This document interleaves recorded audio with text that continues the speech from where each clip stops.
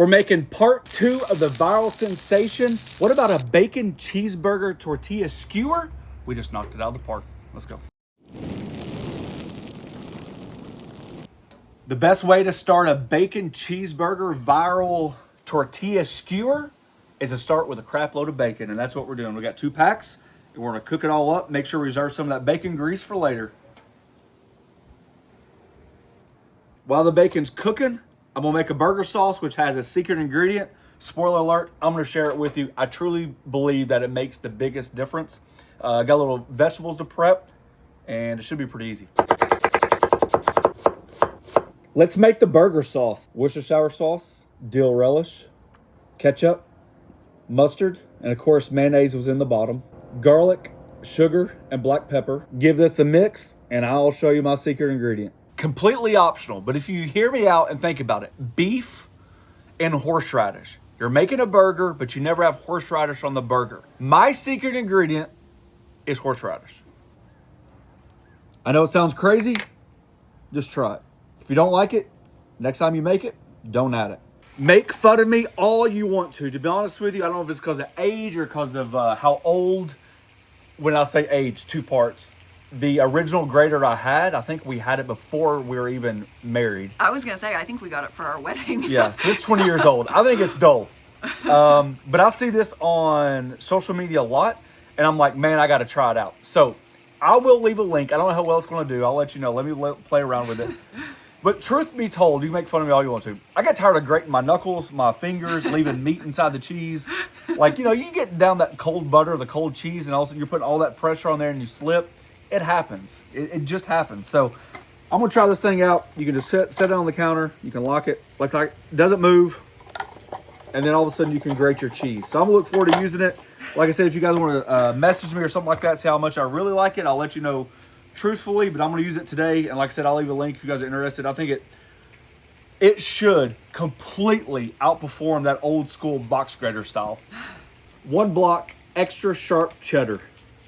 Will the whole block fit in there? Ha! Looky there. Break it in half just in case. So this is the idea. That looks so much easier, honey. Look at all that cheese. Now I'm on board right there. I know a lot of you are super crispy bacon, but we are going to strive for that today because this is going to go back into raw meat and it will soften up the bacon. So if it's already like chewy, before you add it to your ground beef, I would think that it would be super chewy because it's not going to cook again. So try to make your bacon super crisp. All that residual bacon grease, the bacon's still cooking. We're going to throw those onions in there. Here's one of those tips. If you guys follow me, you guys know that I like to have my griddle run away from the grease trap, right? It runs away from me downhill. So what I'm going to do is pull my onions back because that's going to allow the grease to drain naturally away from me. And I don't want all that grease into the burger. So you can see right here what's happening, right? So everything's on low, low, low. All that grease is starting to funnel away. And as it cooks, it's doing 2 things. It's cooking, and I want sweet onions. And that bacon grease is draining out of it.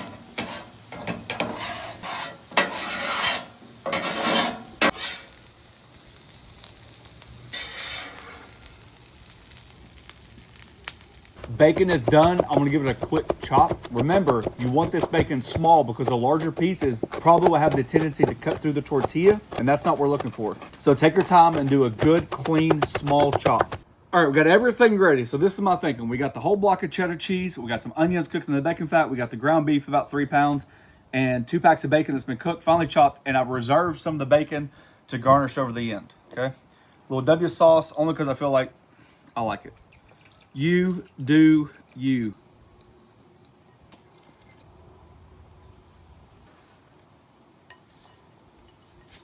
And then after that, just get in there with your hands, mix everything up. Obviously, you don't want to overwork your meat, but you do need to get this incorporated. And I'll show you what it looks like when we're ready. If you guys have followed us along, not too recently, we made the same exact idea.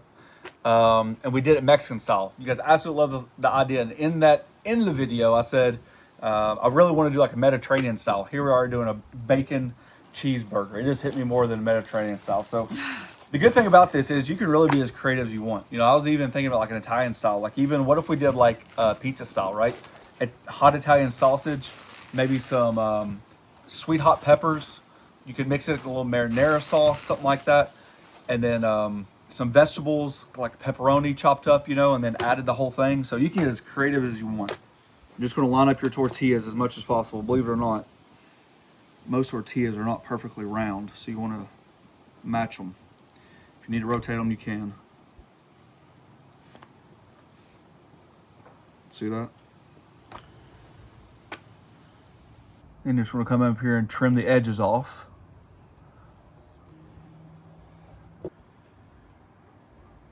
I don't think it's going to matter if you have edges like that. It just means more tortilla. And then you folks know what to do. Just get the meat, spread it out as evenly as possible. Use a guide if you want to, and just press it out to the edge. So that way you get max coverage.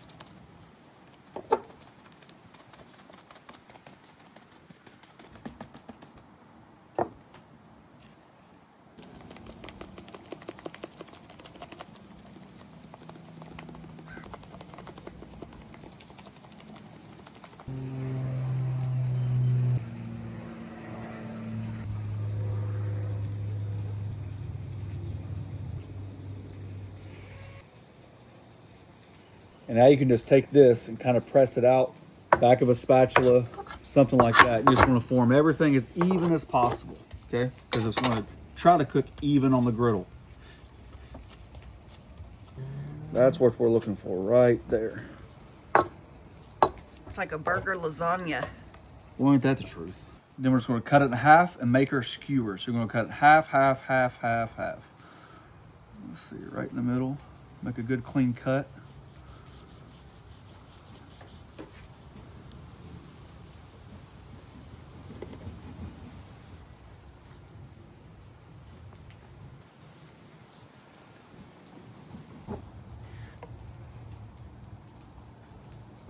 All right, you guys start getting the idea here.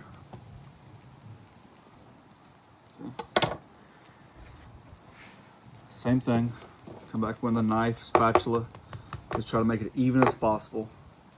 All right, got my skewers laid out, and I'm just trying to measure everything out, right? You want to do this as even as possible, so it looks good to me. So there's my mark. And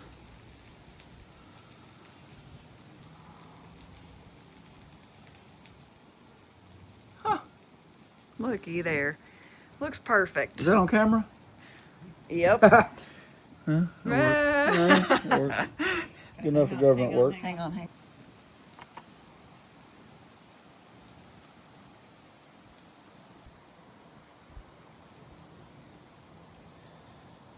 And then in between each skewer, let's turn my heads down. Same thing. Nice, even cut.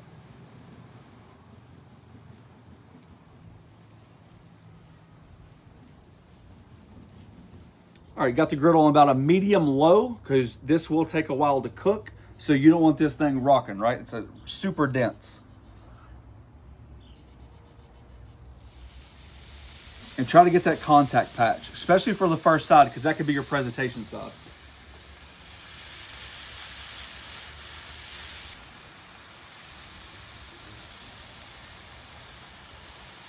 So you just want to be very careful turning them, right?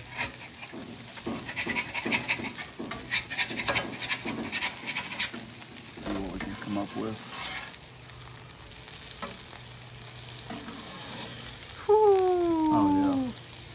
Now remember, this is on medium low. Come on, baby. Get back in there. There we go. I'll take that. All right. Medium low, because like I said, you don't want this thing piping hot. The cheese and stuff like that's going to take a while to cook, and you just don't want to burn it on one side.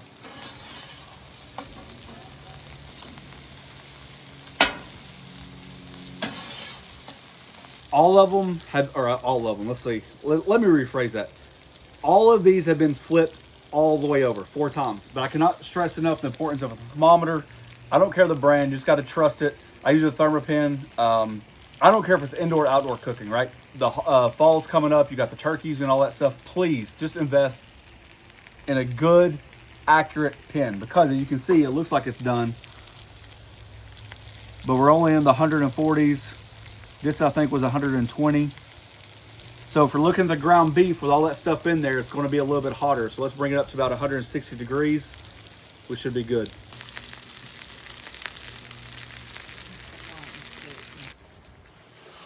Look at those bacon cheeseburger with onion tortilla skewers. I gotta be honest with you, kid. You're on to something.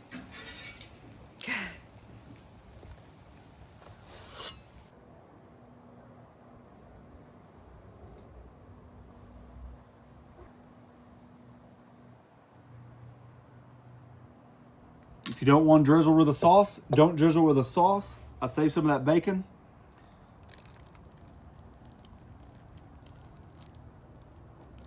Because let's face it, you can never have enough bacon. The one thing we learned about the last ones were we're so impressed how crispy the tortillas were. And it looks like this did the same thing. There was a ton, as you can imagine, grease left over. With your grease running either towards a grease trap or in that pool, I was able to resurface it, let it come around and kind of like in a rotation, right? Just fried in its own fat, which is...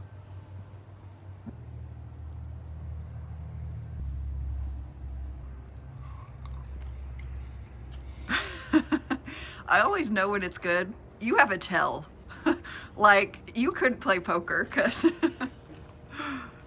I immediately know when something is a winner. I'm not going to say a word. Just go ahead. I'm not going to say it. It reminds me of Wagyu beef because it's so fatty, it'd be hard to eat a whole skewer. A perfect little appetizer. That's good, babe. That's good. That's what you want to call it. God.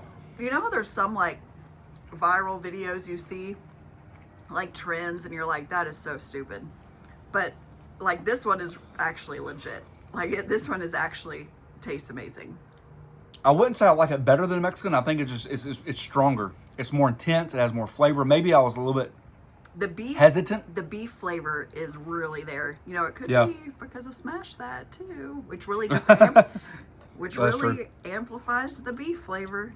The one thing I was worried about when I was mentioning these was would the cheese melt, right? I think adding the shredded cheese to the ground beef and mixing it up was a lot better than what I was thinking. I was thinking like to put slices of like quartered cheese in there, you know. But you can see right here, the cheese comes out, it helps with the crunch.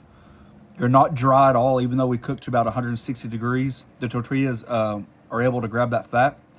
And that, my friends, is a fantastic way to up your griddle game. Super cold, so this is going to get cold in a hurry, which means I've got to either eat in a hurry or get off here, and I choose to get off here. We have a join button down below to membership program. We thank each and every one of you for taking time for doing so. You guys check us out on Instagram and check us out on Facebook. Last but not least, thanks for watching. Don't forget to press that subscribe button, pound the notification button, share with your friends. The dunkage. I'm not even... That sauce is super good too.